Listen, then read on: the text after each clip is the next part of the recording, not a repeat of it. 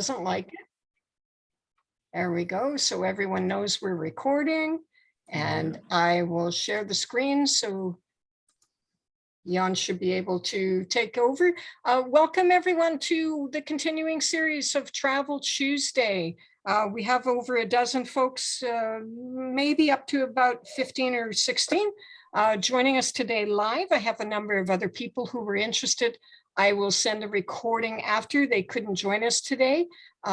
This is a continuing series, as you guys know, although people are finally starting to travel again, thank goodness. We are still trying to inspire and help you dream about travel. And I've done a presentation on Iceland and Finland recently, so we have to round it out and talk about Norway, which I think is an iconic destination, certainly a very hot destination for coming up. So I'm thrilled to have Jan Sortland, who is the president, owner, and CEO of Norwegian Adventures, join us today. Jan is in Oslo, and it's currently 11 p.m. at night where he is. So I'm very grateful for him to extend his day so much.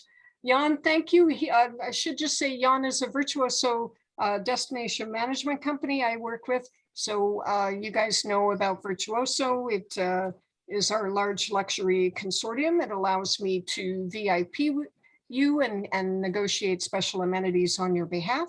But it also allows me to work with on-the-ground experts like Jan in Oslo to work on my clients' trips and ensure that they're really getting a bucket list experience. Jan, over to you, sir. Yep, thank you so much. It's such a privilege and joy for me to join you tonight. And thank you, Sheila, for the invitation. I really, really appreciate that. I think we have a pretty full kind of program today, so I will get started right away. So Sheila, I get a question about open. No, that's for you. So I think I will just start. You know, Sheila, you have to enable. Let me. It says host disabled participant screen sharing. So I apologize. I didn't have the right button ticked. Okay, it should be good now. Sorry about that. It should be good. Nope. Yeah. Okay. Let's try again. Okay. Excellent.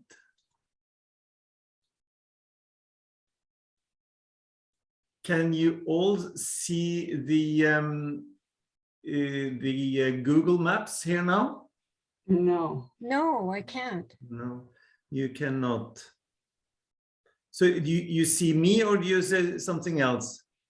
Let me minimize so that we're only seeing you talk. Just seeing Sheila's screen. I think it's, is it Sheila? I will. It says Zoomtopia registration. Okay, here we go. Maybe. Let me try this again. We will come in again. I'll stop the share and we'll do it one more time here. You should just be giving him the host. No? Yeah, it should work. We've done it. Yeah, you've done it before. Are you okay, Jan? Yeah, I'm here. So I'm just, should I try one more time? Yes, please. So let me see. Search of the creative. Okay. We're seeing Sheila Gallant's screen. Wow. Well, I know that multiple participants, that's exactly what I've always done before. I do know that Zoom makes changes every time you log in. Jan, can you email me? Is it a PowerPoint presentation? Yeah, but that's way too heavy, I think, to... Okay. I have a feeling. So, let us try one more time. And if not, we would just have to try to email the presentation. Oh, that says, sorry. Oh, it worked. There we go. Yeah, it worked. Can you see? We're good. You can, participants can now see your screen. So that's excellent. Thank you. Okay, and I'll minimize everyone. Jan, over to you. Sorry for the hiccup. No problem at all. No problem. I just wanted to show you the area that we are covering. because we have our operation not only in Norway, but also Sweden, Finland, Denmark, Faroe Islands, and Iceland. And I thought it might be interesting just for you to have a little bit of overview of all the Nordic countries. I understand you have already heard about Iceland and Finland. And I think you already understand that Iceland is a wonderful, typical outdoor scenic destination.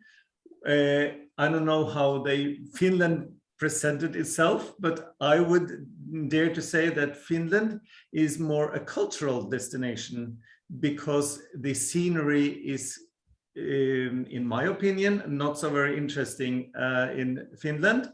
It's flat, almost everything is flat and covered by woods, and the same with Sweden. Denmark is also flat. So I personally consider Denmark and Sweden and Finland for cultural destinations. Mostly you go there for all the fantastic architecture, art, cultural heritage, all the man-made things. While Norway and Faroe Islands are out here in the ocean, and Iceland are predominantly outdoor, active scenery destinations. Of course, it's a combination, always a combination in these countries, but I'm just trying to paint with a big brush, you know, so that you understand the strong sides and the more weak sides for the different nations. So today we will focus on Norway, which is this very, very long stretched country. We are only a small population of 5 million. So most people think about Norway as a small country, and of course, compared to Canada, we are of course small, but the length of Norway from the south tip here in southern Norway until the north tip here is almost as long from Miami Beach to New York City. So it's long, and Norway also covers 3 time zones. So this part of Norway here in the west is a UK time zone, and this eastern part here of Norway is on Istanbul time, Eastern European time. So it's a longest stretch country. And while I have the map here, I would just also point out the fjords of Norway, which is, I would say, maybe the main reason to go to Norway in the first place. And as you maybe can see, we have fjords everywhere in Norway. But the iconic fjords, the fjords that you really, really want to see, are all located in this part of Norway, in the southwest of Norway. Here we have all the most amazing fjords. And the best way to see the fjords is by car and not by boat, as many people assume and think.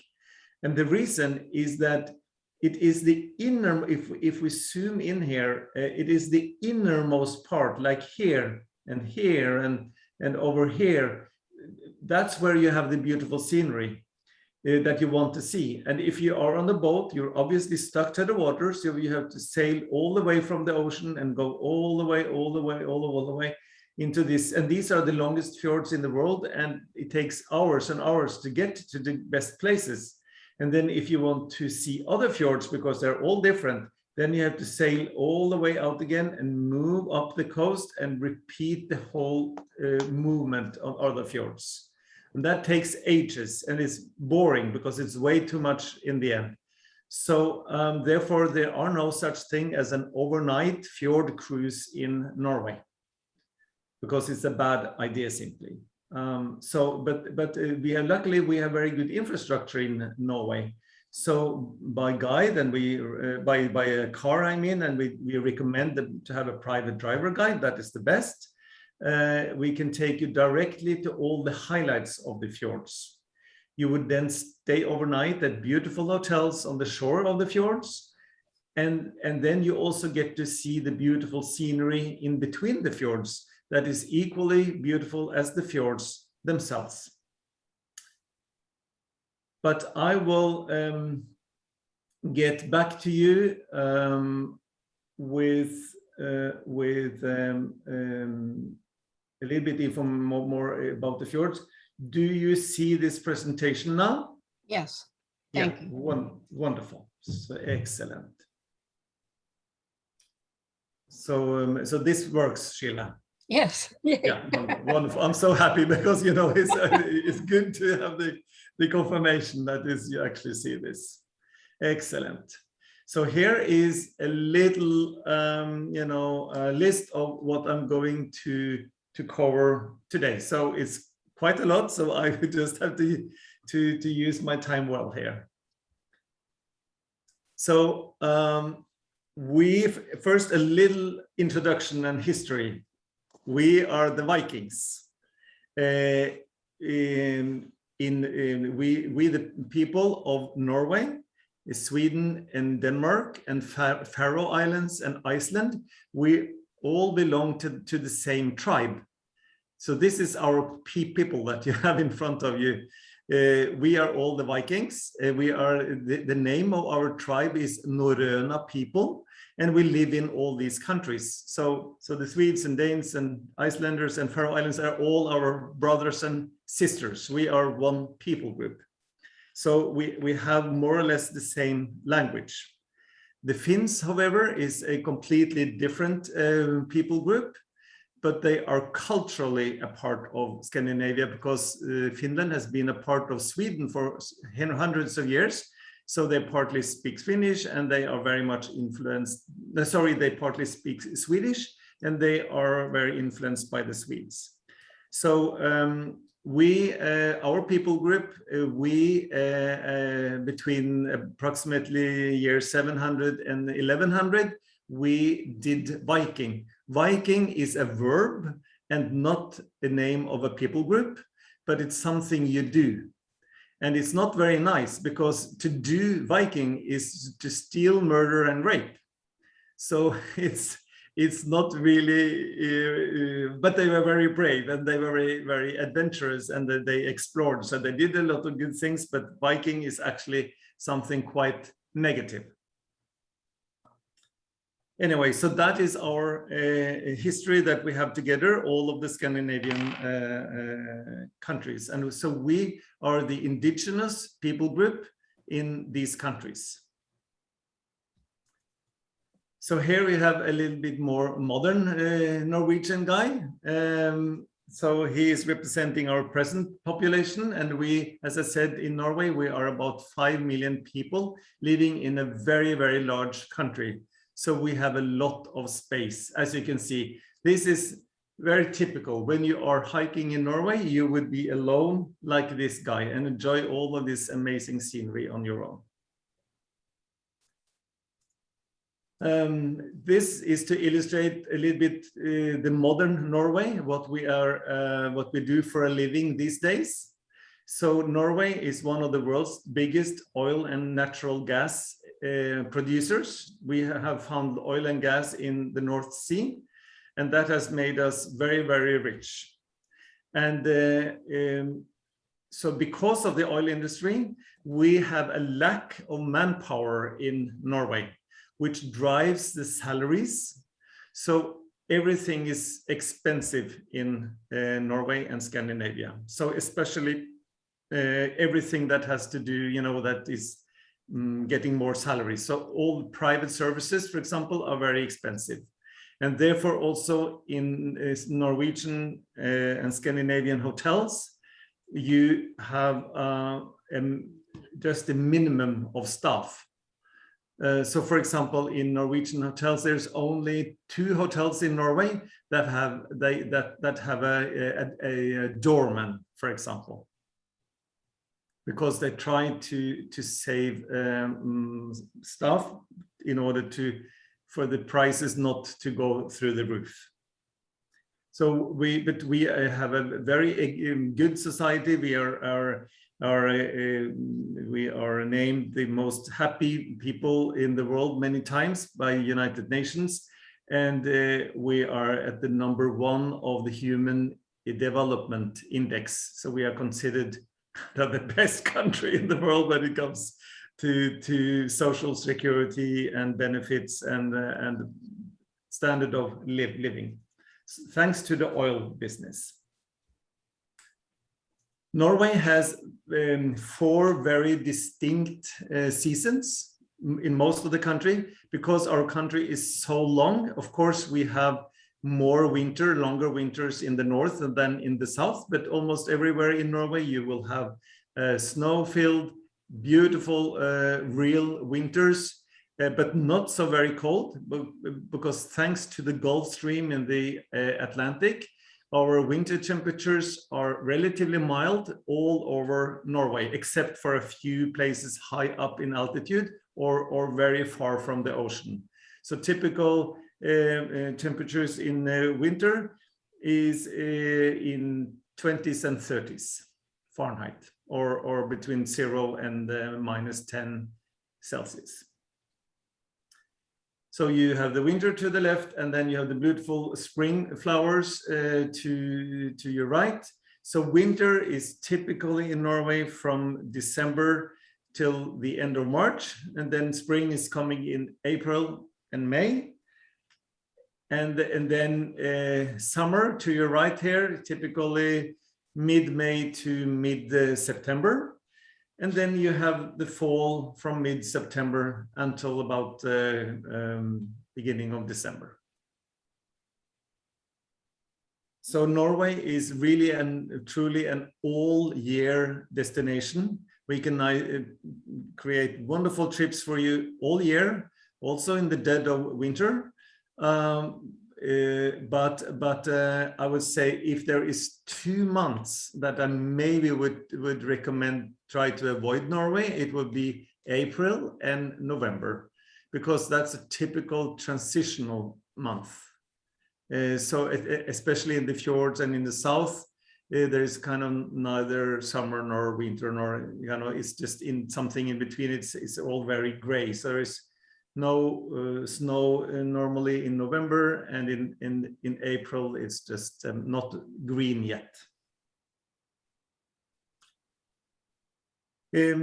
So now I will just try to tell you a little bit of kind of the main regions of Norway. Norway is very, very diversified. So it's a lot of different things to explore. That is really one of the most unique things about Norway, is its diversity.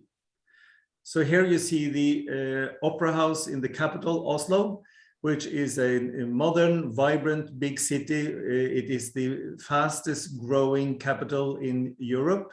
So we have there's very kind of high energy, a lot of things happening, with many fantastic museums and beautiful buildings, parks, and we are on the ocean. So it's a beautiful town. This is Bergen, the oldest town in Norway, also very, very beautiful, charming, historic.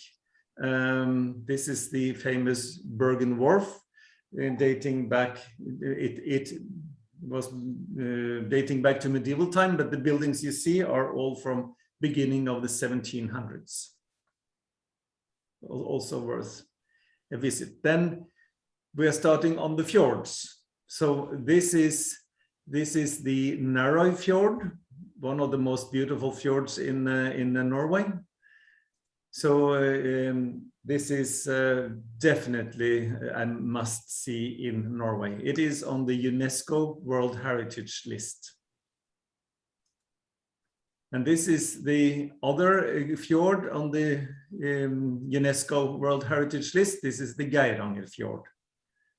And this is a shot typically from beginning of June. I would say if you are flexible, I would recommend to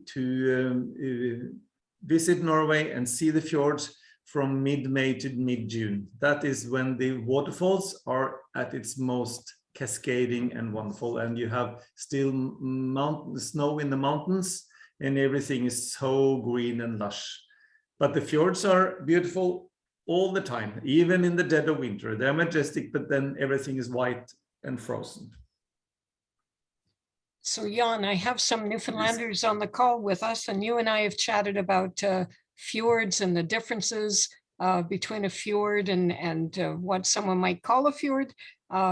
Is that something you'll touch on, or I know you use it as loosely as we might?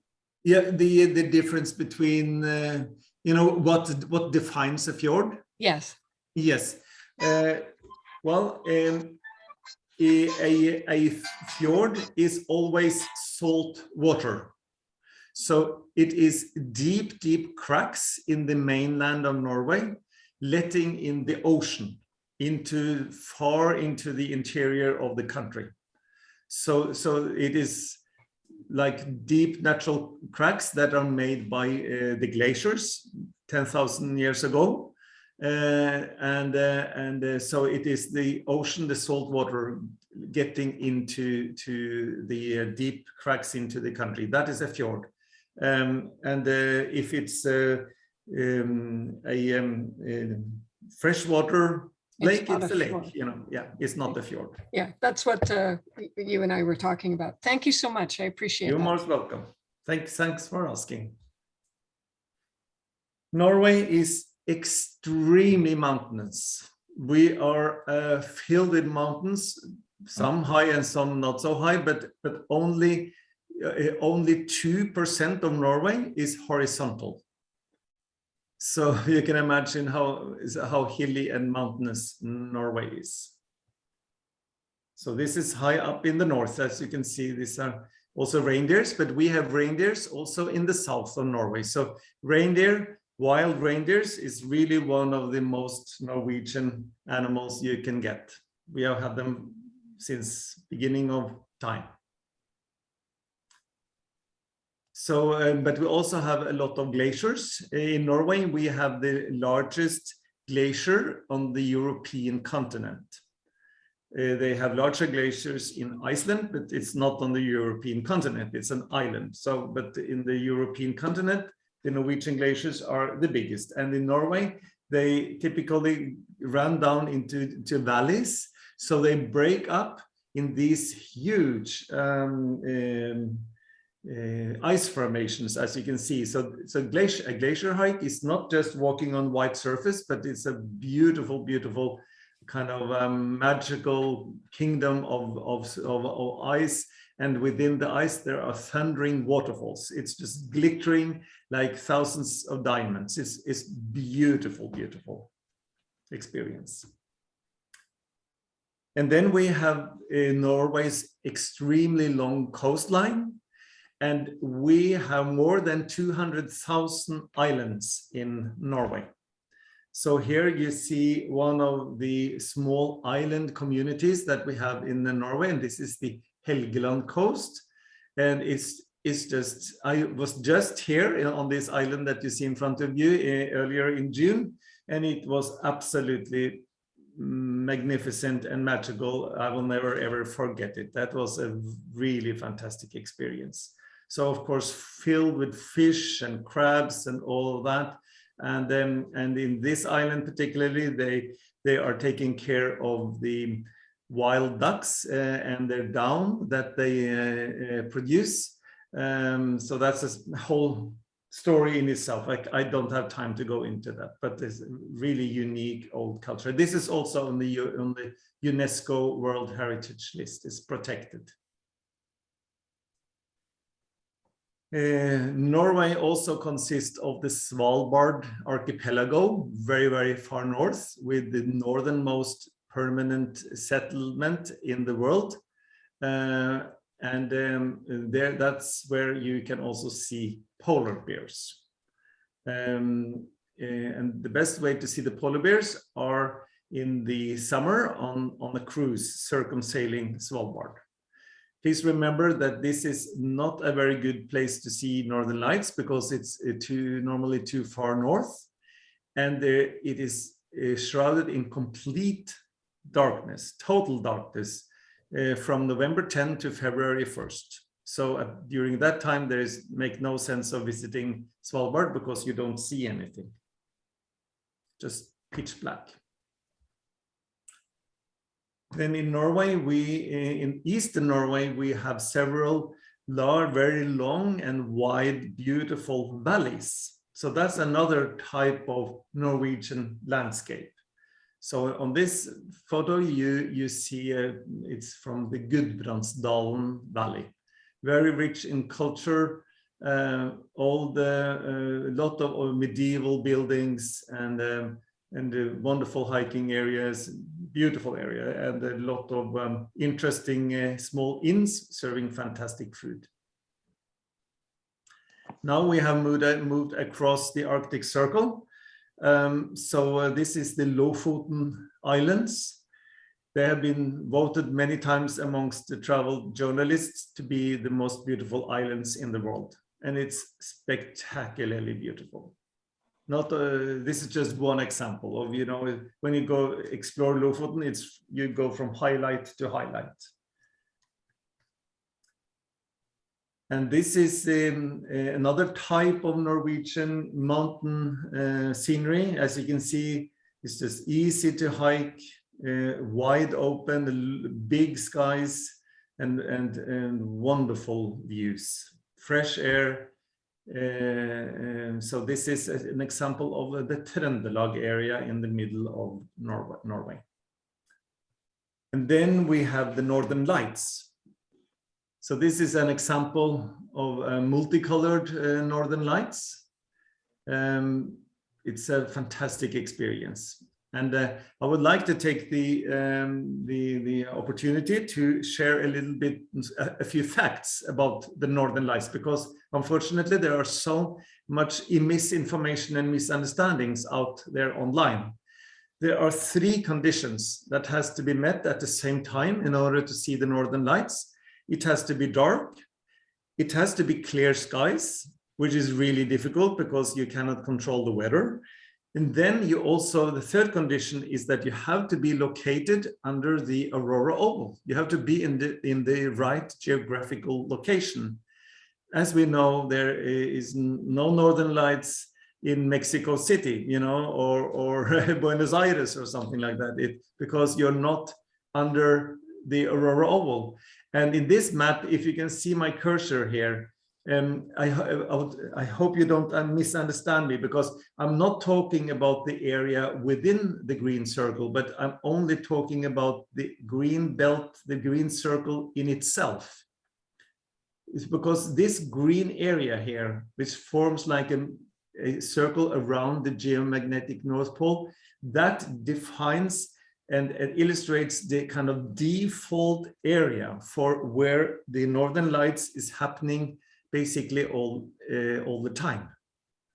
So Northern Lights is created when there are explosions on the surface of the sun, and then the Earth is bombarded by tiny, tiny electrically charged particles. And these particles are drawn into the magnetic field of the Earth. And when they come into the atmosphere, it creates friction. And then this friction makes a little gas inside these particles start glowing. And that creates the lights. So it's all about magnetism. And so therefore you have to be where the circle is, the magnetic field of the Earth. So, but sometimes the activity on the sun is very intense. And then this green belt here that you see is pretty narrow here, but then the green belt expands and can cover all of Scandinavia and even more, and also cover large part of Canada.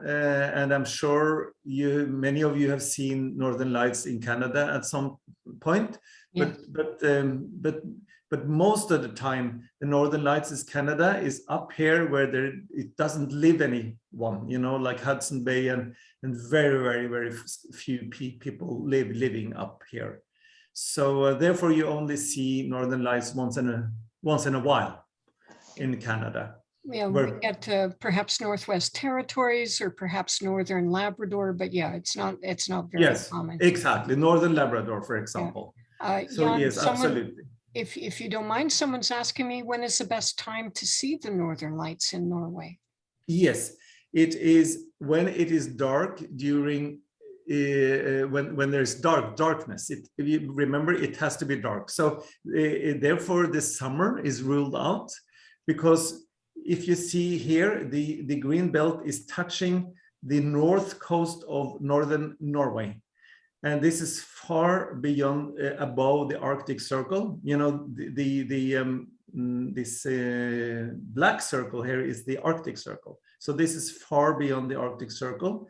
And in the summertime, it's daylight 24/7. So then you wouldn't see the Northern Lights. So the season has actually already started now in the end of August. So I just got a photo from one of my friends up north, and they had seen the Northern Lights for the first time this season now. And now it starts and it lasts all through till the end of March. But then in the beginning of April, it starts getting too much daylight, or kind of too much light again. And soon in May, it's sunshine 24/7. So then you don't see it. Thank you.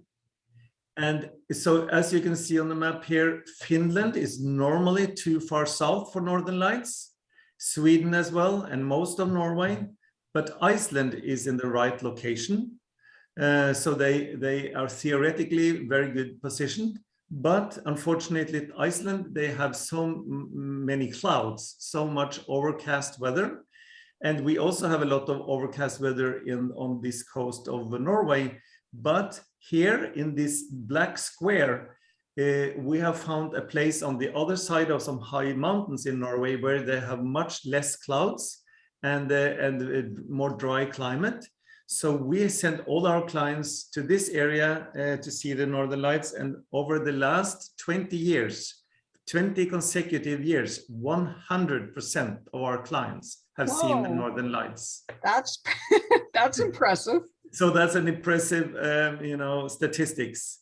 So, but you have to stay there at least 3 nights because it doesn't happen absolutely every single night. So in order for me to quote unquote guarantee, you have to stay there 3 nights.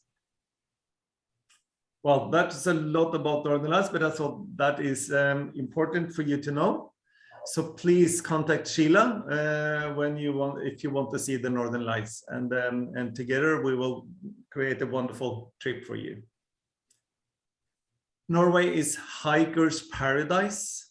We have so many hiking options, all kinds of scenery, and the conditions easy and very strenuous and whatever. So this is just an illustration for that, and also showing a fjord called the Fjord. Beautiful, beautiful spot. So Norway is a typical outdoor active destination. So here you see downhill skiing in the winter. Here in the middle, we see something called juving. It's a canyoning. You slide on the waterfalls. You have helmets and just playing with the waterfalls. And then here is glacier hiking, and then sea kayaking and snowmobiling, and more hiking. And I think I'm not sure if I've already sent you, Sheila, but we have made a list of all the different activities you can do in Norway. And that list is more than 100 different unique things. So it's a very, very long list. And then a few words about the hotels in Norway. In Norway, we only have 2 5-star hotels, one in Oslo and one in Trondheim. And for the rest of the country, there are kind of 3- and 4-star hotels. We only work with the best hotels in every given place. So you'll always stay at the best place, but remember, there is no traditional luxury hotels in Norway, no Four Seasons or Mandarin Oriental kind of hotels. But for example, this hotel is one of my favorites, and it is kind of technically I like a 4-star hotel, but I think it's giving a 5-star experience. It's private garden, and what you don't see on this picture is that it's located right on the shore of the fjord. So from the windows here, you look across a beautiful, beautiful fjord. So but there is no bellboy. So only if you have a private driver guide, of course, then your driver will carry your luggage and stuff. But if you come here on your own, then there is nobody to help you with luggage, for example. And the reception is typically on these small hotels are closed during nighttime. You know, say there is a limited service level. That is important for you to understand and remember. But good quality, good beds, fantastic food, and lovely people. This is family owned and family run. Charming small boutique hotel. It is the oldest hotel in Norway. It has been running continuously since 1640. And then Norway is the #1 waterfall destination in the world. Out of the world's 10 largest waterfalls, Norway have 5 of those in our country. And when you travel, especially in the Fjord region, in the Western Norway in the summer, you have fjords wherever you turn. No, sorry, you have waterfalls wherever you turn. It is just amazing. This waterfall is one of my favorites. It's very, very long. You can see it right here in the top here where it starts coming out from the mountains, and then what is you don't see in the picture is that this fjord is ending in the fjord. So you see the entire waterfall from its start until it goes into the ocean. So it's beautiful, but we have so many of those. So in Norway, you can also enjoy a lot of wildlife. We have whales, so we can offer whale watching, of course, horseback riding, a lot of fun with reindeer sledding and reindeer racing, but and we can catch king crabs. You can go on moose safaris and deer safaris, and you can catch, you know, you can go deep sea fishing and a lot of other different things. Then finally, just tell a little bit that Norway is also, we can offer a lot of wonderful cultural experiences. I'm sure many of you have heard, I see I misspelled the poor guy, Munch, not much, but Munch. Edvard Munch is one of the most famous, has painted one of the most famous paintings in the world, this Scream. So this is on display in Oslo.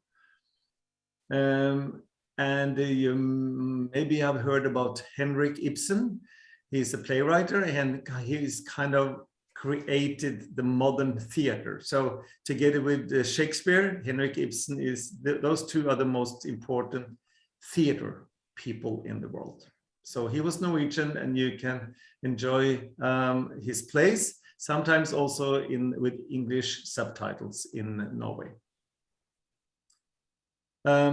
We are also famous for our fairy tales. We have been so lucky in Norway that in the last part of the 1800s, we had 2 persons that were walking around all of Norway, collecting and writing down the fairy tales that has been given orally from tradition, from one generation to the other. So in Norway, we have such an amazing amount of all these exciting fairy tales, and we have a lot of mythical beings in our culture. So on this photo here, you see a lot of you know, here you have a troll, for example. You have several trolls here. This is kind of a goblin, and yeah, there are these are nisse. And gnomes, and you know, all of these things. So this is probably Huldra. So that is all. Some of them are translated into English. So that is actually very, very fascinating to learn about Norwegian fairy tales. And finally, this is my final photo here. In the most unique and Norwegian, only unique Norwegian contribution to world architectures is our stave churches from built during the Viking time, mostly between in the 10th and 1100s and 1200s. Luckily we have 29 left of these in Norway, and they obviously all listed, and they are all almost 1,000 years old by wood. So it's amazing that they are still standing. Very, very beautiful. But we also have a lot of other very good and interesting architecture in Norway that you can enjoy, especially in Oslo. So that was my presentation. Wow. Thank you very much for your attention. That was a lot of information. Thank you. That was Yes. awesome. I will stop sharing the screen, and we will, hang on. It's already not shared. Oh, good. Okay, Yeah. thank you. I'm just trying to bring everybody's faces back so you can, if you have any questions, you can ask Jan while we have him here. I think, there we go. And some people who have their cameras off, their names are blackened as well. Other people are there. So we had Kathy indicate that in Newfoundland, the fjord is freshwater. So that's why it's not technically a fjord, the Western Brook Gorge. It's has to be saltwater to be a fjord, correct? Yes, yes. Okay, and we answered the question about the Northern Lights. Does anyone have any questions they'd like to ask Jan while we have Yeah. them, keeping them up late at night? I see Denise is asking about self-drive holiday. And yes, we are more than happy to create and arrange a self-drive hiking holiday. That is not a problem. You only just have to remember that you have a little bit few restraints and limitations. What is the price range for a trip on a weekly basis? Yes, of course, it depends on what you do. So, but that's a very good question, because if you are, we create tailor-made complete packages. So together with Sheila, we create and will offer you a complete experience. We will take care of you from you arrive at the airport in Norway until you go back home again, and provide all the accommodation, all the transportation, all the guiding, all the experience, all the transportation, everything you need. And for a couple going together, you would typically have to calculate with maybe around $1,800 per person per day.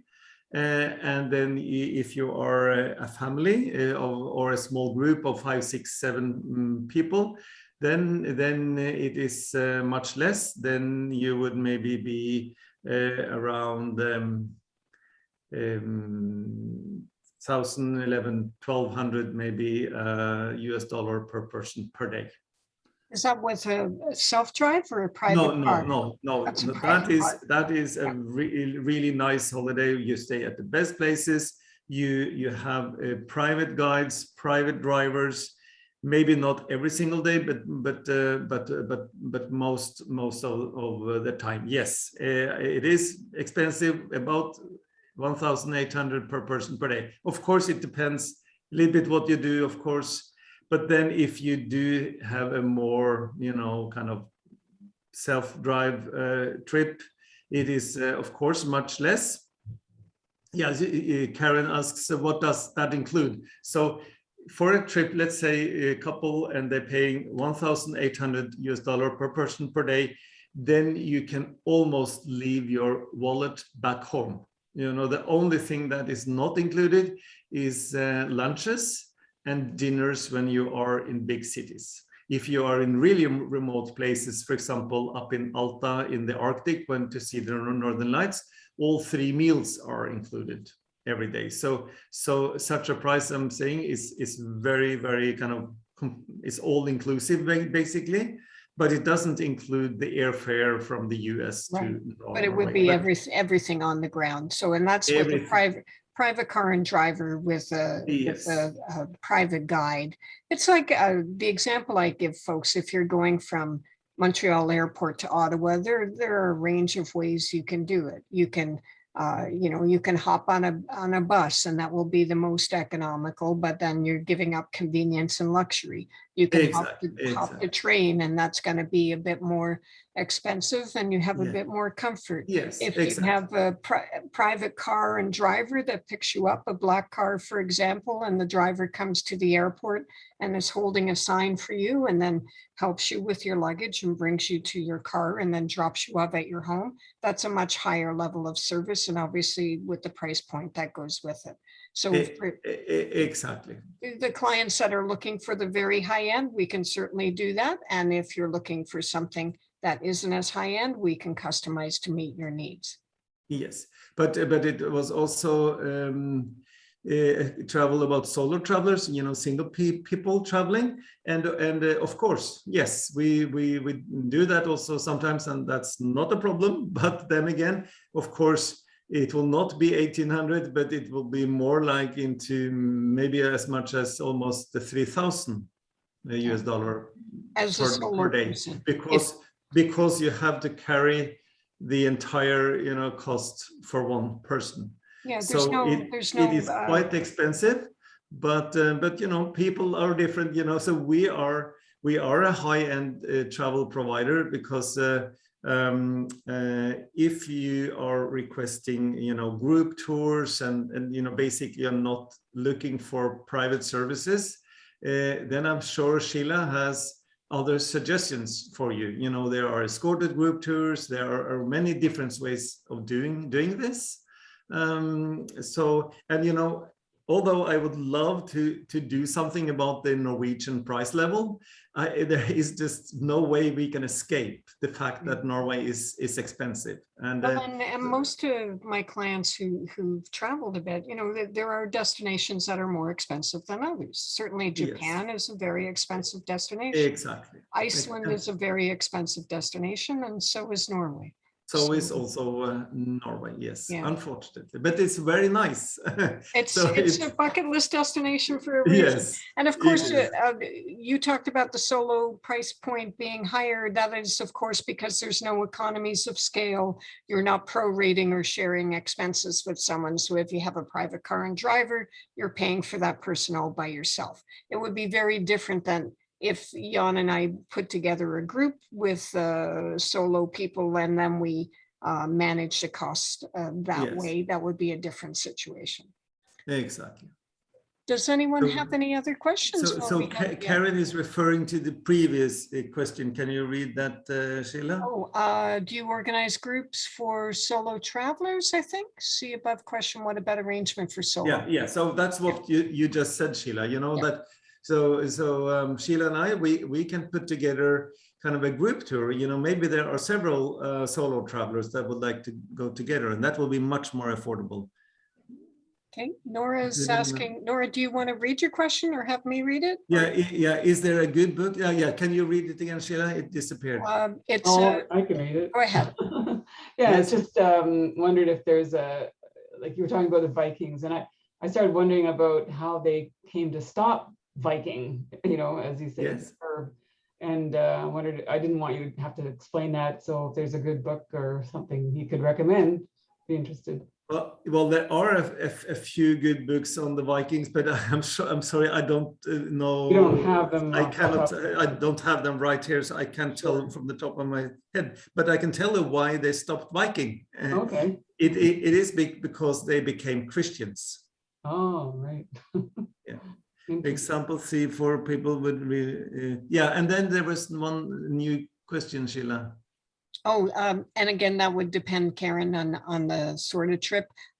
If you're looking for a more moderate type trip, maybe Norwegian Adventure might not be the best match in terms of what you're looking for. But you said it was 1,800 per couple, say roughly for not per couple, per person. Per person. If only two people are traveling. Right. But what I can explain generally for you is that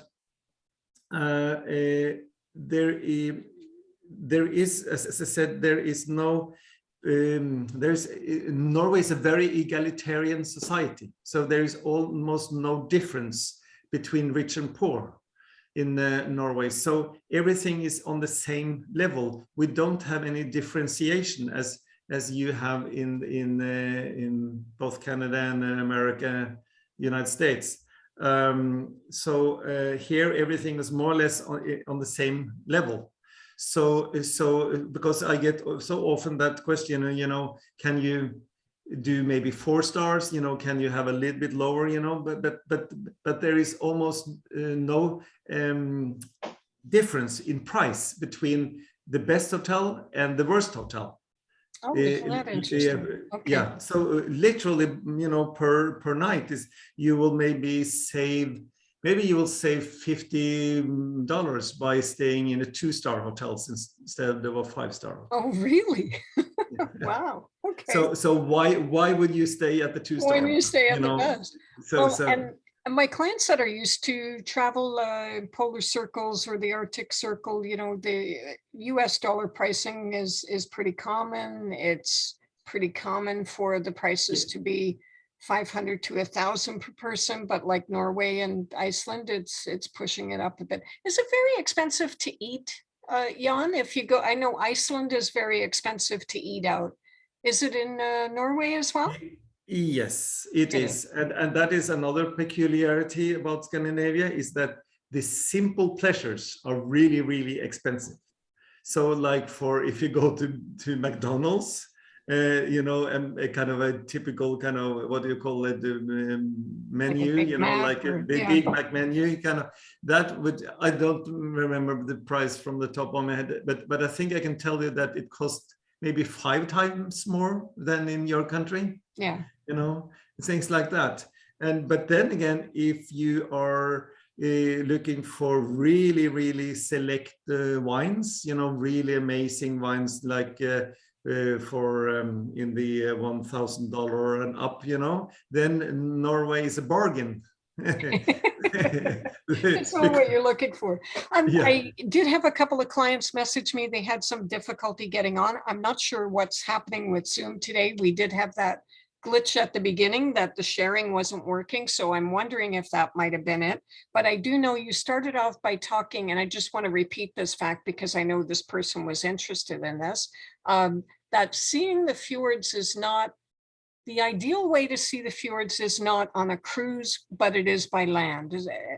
Could you just expound on that a little bit more, please? Yes, it is because the fjords in Norway are the longest in the world. And it is the part of the fjord that is furthest away from the ocean that has the most beautiful scenery. So it is the innermost, most narrow arms of the fjords. The fjord is kind of getting more narrow and more narrow. The longer, deeper into the country you get, the further away from the ocean.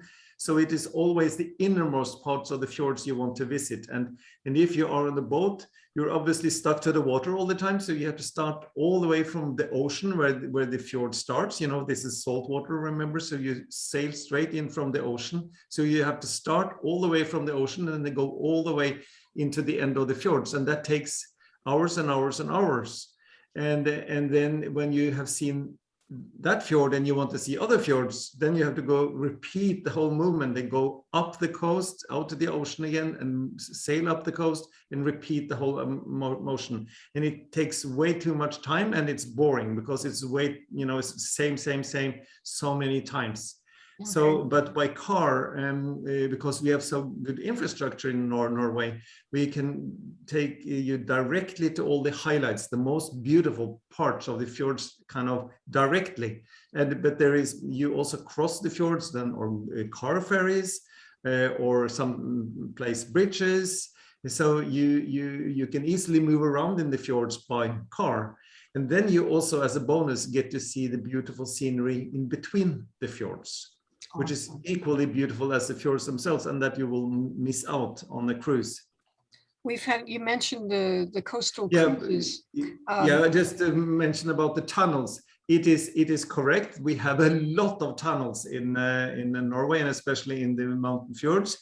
But after, you know, the tunnels are, after all, just a little part of the trip. So I wouldn't say that the tunnels are making any problem at all. In Norway, we speak Norwegian, but we are almost bilingual in Norway, because in Norway kids learn English even from kindergarten. Oh, okay. Okay. So you can see the questions. So that was but they common is disappear. English. Yeah, there was a question, what is the main meal in Norway? Yeah. Yes. What we eat in Norway has been changing a lot. I am 62 years of age, so I'm born in 1958. So during my lifetime, it's changed a lot. But I would say that the three most traditional Norwegian dishes is meatballs, or something we call fårikål, and that is steamed mutton in cabbage, and it is steamed cod. Just codfish with steamed potatoes and vegetables. That is something Norwegians eat all the time. Oh, very similar to Newfoundland. Yes, very, very similar to We Newfoundland. probably don't steam the cod, but yeah. Yeah. Tend to fry everything. I just had a thought, Elsa and Anna, the Disney movie Frozen. Are you still feeling the impact and the interest in Norway as a destination from that? Obviously, COVID has tamped down. Yes, yes, of course, because right now nobody can travel. But yes, I think it has meant a lot to Norway, and I think those movies are beautiful, and they are really kind of capturing a lot of, in a way, essence of Norway in many ways. So I think it's beautiful movies that we enjoy as Norwegians. Awesome. Let me just check. Any other questions that folks have while we have you on? Yes, go ahead, Boina. Hi, yeah. So if other than the cost that it's 1,800 per day for your packages, how long is normally should you plan for to enjoy Norway? Like with this beautiful sceneries in the in the summer, like. Yeah, I would say that as a minimum, flying all the way from Canada, I think you should stay a week as a minimum. But 10 days is also even better. 12 days. So I think the average of what our clients stay is 12 days. That's very, very typical people spend. And then you have quite a lot. You can cover quite a lot of what I have shown you on the presentation today in a 10 to 12 days trip. 10 to 12 days. Okay.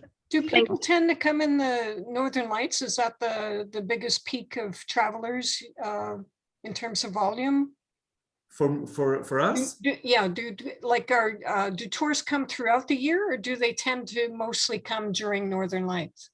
No, it's actually mostly in the summer. Yeah, people do come for the fjords more than for the Northern Lights. But it's getting Northern Lights is getting more and more popular each year. So maybe this will even out some time. But still, I would say summer is the main period.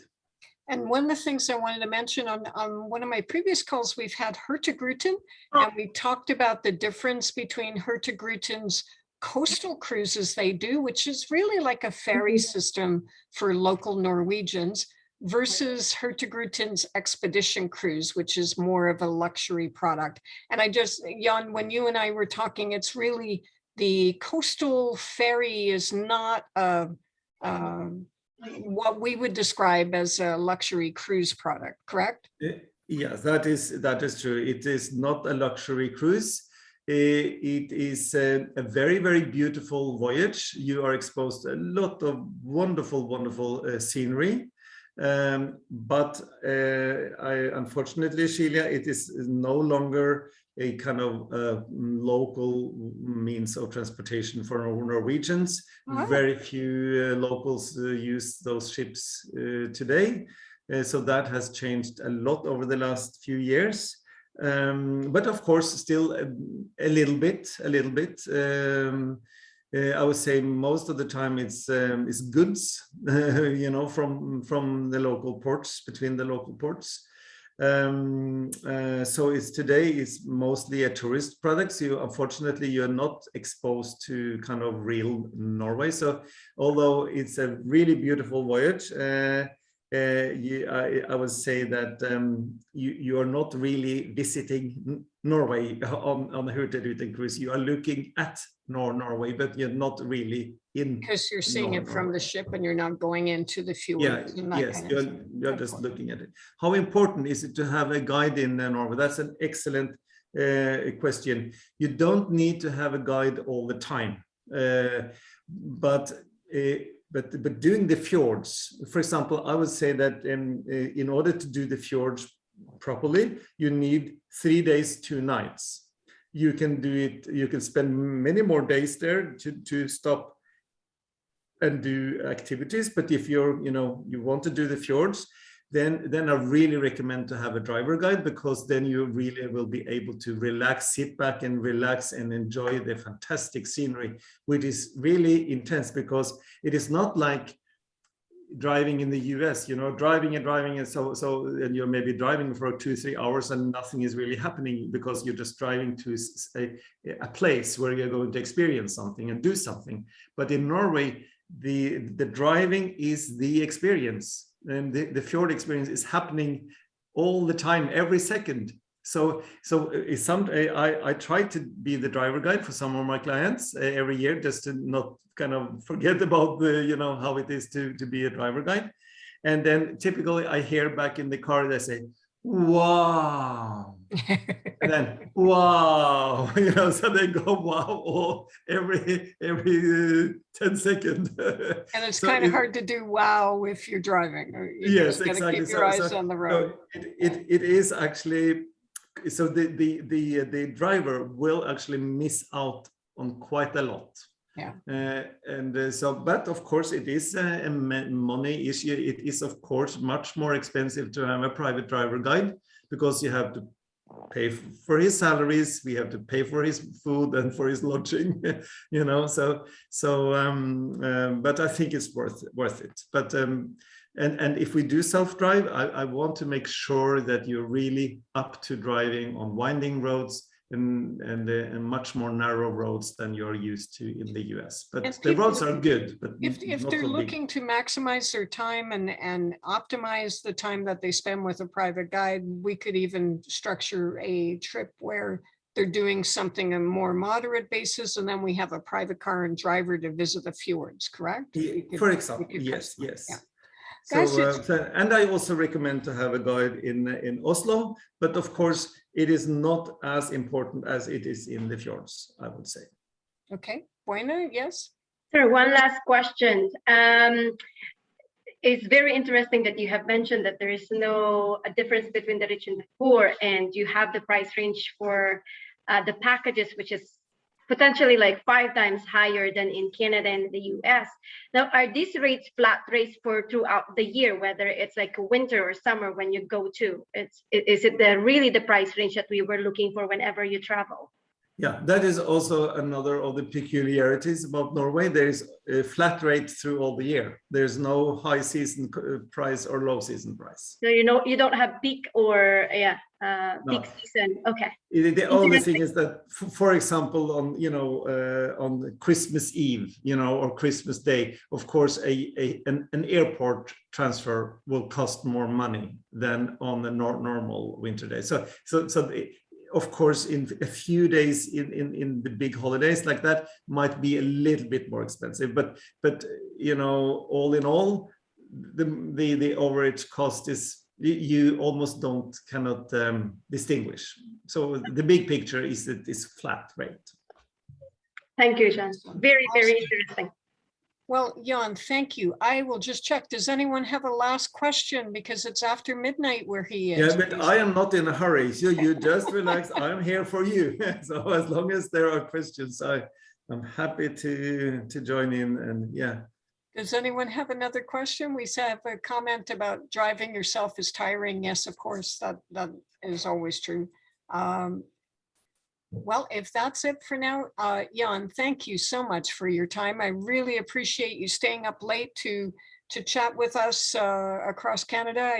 I have a couple of clients in the States that I'll be sending the recording to. So it was really, really appreciated that you accommodated our time and our time zone and shared your knowledge and your passion about your home country. And you do more than Norway. You did say that at the beginning, Yes, but I just want to repeat that. Yeah, we do also Sweden, Denmark, Finland, Iceland, and the Faroe Islands. Right, you started that at the beginning. And I just want to close out because so many people are concerned with the financial stability of companies as we have weathered this COVID storm. You guys have been around for a while, right? You know what you're doing. We have been around for 20 years, and we have been a part of Virtual since 2003. So I think you can be very sure we will be around. And my daughter is working in the company, so and I will never retire. So we will be here for many years to come. We got the multiple generations. That's perfect. Yes. Well, thank you everyone for joining us. I hope you enjoyed learning about Norway. Thank you, Jan, for your time.